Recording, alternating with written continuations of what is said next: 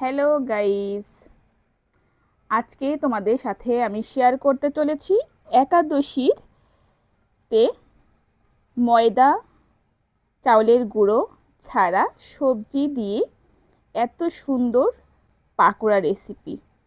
আর এই পাকোড়া রেসিপি সম্পূর্ণই কিন্তু আমি তৈরি করেছি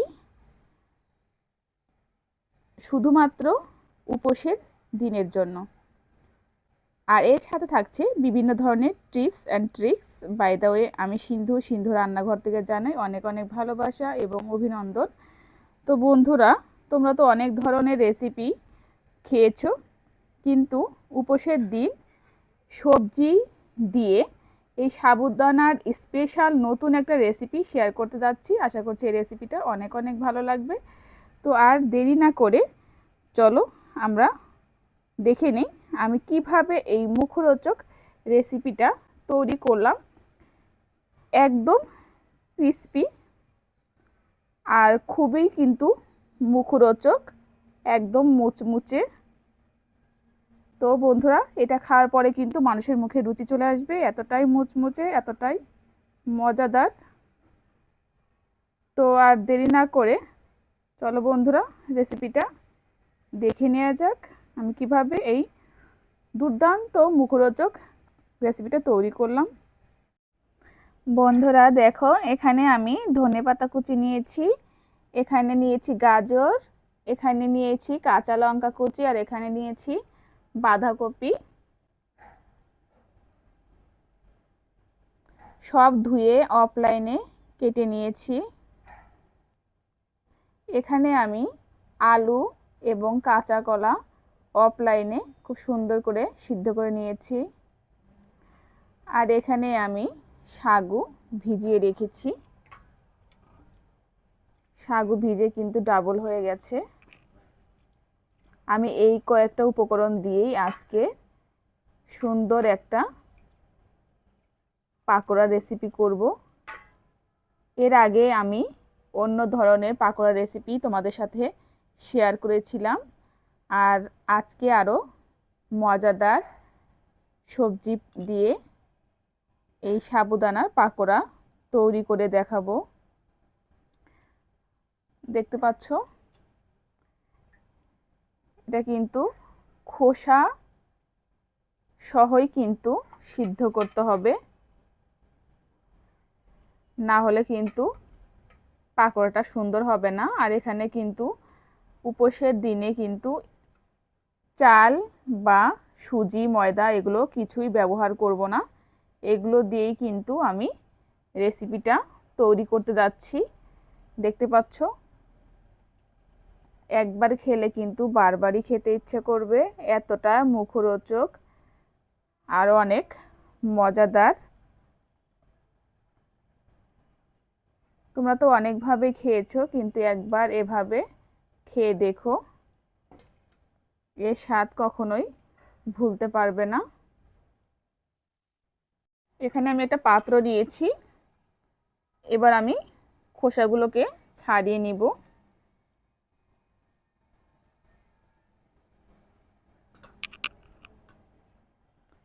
জলটা একটু ঝরিয়ে নিতে হবে।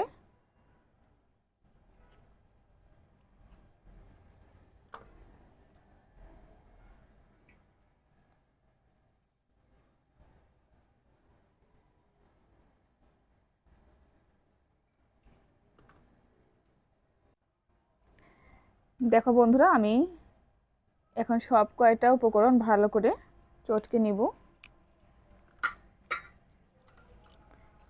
যে কোনো উপোসের দিন কিন্তু তোমরা এরকম করে পাকোড়া তৈরি করতে পারো, খেতেও কিন্তু অসাধারণ লাগে।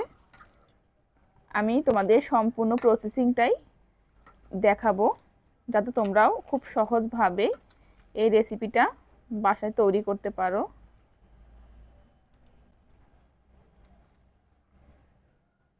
প্রথমে দিয়ে দেব ধনেপাতা কুচি, পাতাকপি, গাজর, আর এই কাঁচা লঙ্কাটা ঝালটা তোমরা তোমাদের অনুপাতেই দেবে। এখন খুব সুন্দর করে মেখে নিতে হবে।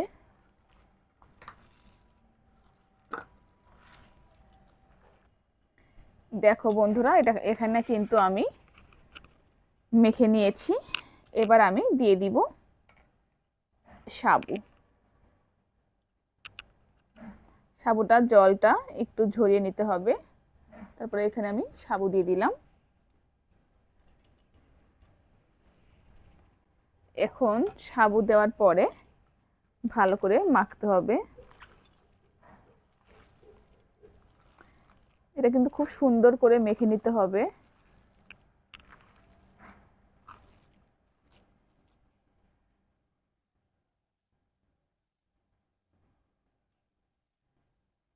এবার আমি কিছু মশলা অ্যাড করে দিব, যে মশলাগুলো দেওয়ার কারণে কিন্তু এই পাকোড়াগুলো খেতে আরো বেশি মজাদার আর মুখরোচক হবে। প্রথমে আমি লবণ দিয়ে দিলাম, আর এখানে ভাজা মশলা অ্যাড করে দিলাম। এখানে কিন্তু খুব বেশি মশলা দেওয়ার প্রয়োজন নাই। এবার সব কয়টা উপকরণ খুব ভালো করে মেখে নিতে হবে।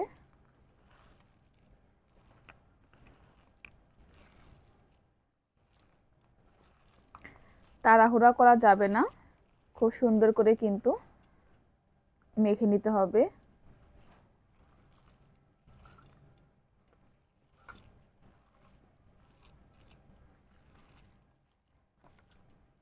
মাখানো কমপ্লিট হয়ে গেছে। এবার আমি ভাজতে চলে যাব।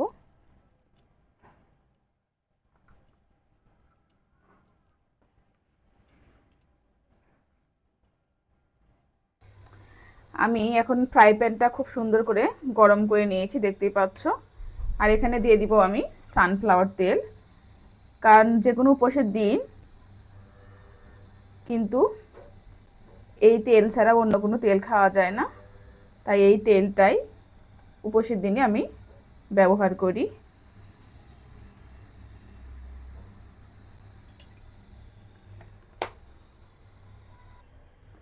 তেল গরম হয়ে গেছে, এবার আমি দিয়ে দিব। অল্প অল্প করে দিতে হবে, খুব বেশি দেওয়া যাবে না, এরকমভাবে দিব।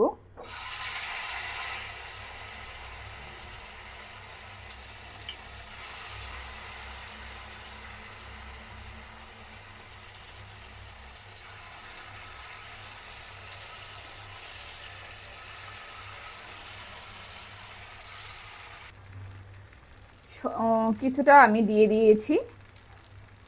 উপরেটা যখন হালকা একটু ড্রাই হবে তখন উল্টিয়ে দিব। এবার আমি একে একে উল্টিয়ে দিব। আর এখানে যেহেতু চাউলের গুঁড়া বা ময়দা কোনো কিছু ব্যবহার করিনি, এটা কিন্তু আলতো হাতে সব কিছু করতে হবে বন্ধুরা, নাহলে কিন্তু ভেঙে যাবে। আমি যেভাবে করছি সেভাবে কিন্তু করতে হবে, নাহলে কিন্তু ভেঙে যাওয়ার চান্স খুব বেশি।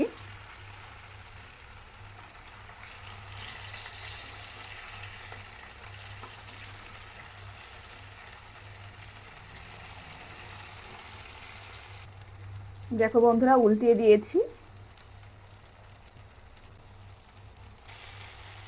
অবশিষ্ট যেটুকু ছিল সেটুকু এখন উল্টিয়ে দিচ্ছি। আর এটা কিন্তু খুব বেশি পাতলা করা যাবে না, খুব বেশি পাতলা করে যদি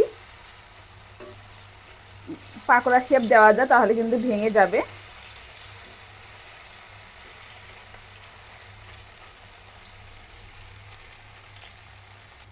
আমি আর একটু উল্টে দিচ্ছি। এটা কিন্তু খুব বেশি ভাজবো না,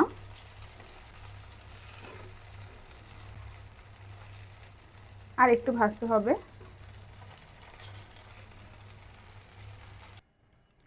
বন্ধুরা, তৈরি হয়ে গেল আমার মজাদার সবজি দিয়ে সাবু পাকোড়া রেসিপি। কেমন লাগলো এই রেসিপি অবশ্যই অবশ্যই কমেন্ট করতে ভুলো না। তো আজকের মতো এখানেই শেষ করছি। সবাই ভালো থাকো, সুস্থ থাকো, টাটা।